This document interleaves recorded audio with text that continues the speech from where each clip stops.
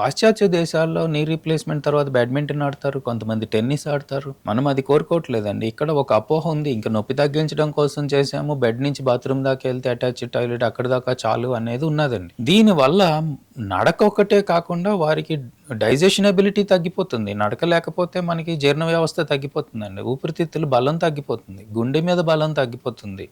వెన్నుపూసలో ఉన్న ఎముకల్లోని బలం తగ్గిపోతుందండి. నడక ఆగిపోతే అన్నీ ఆగిపోయినట్టు. పూర్వం పెద్దోళ్ళు అడుగుతారు కదండీ! మీ ఇంట్లో ఉన్న పెద్దాయన కులాసాగా తిరుగుతున్నారా? తిరుగుతున్నారా అంటే తిరుగుతా ఉన్నారంటే సంపూర్ణ ఆరోగ్యంతోటి ఉన్నారని.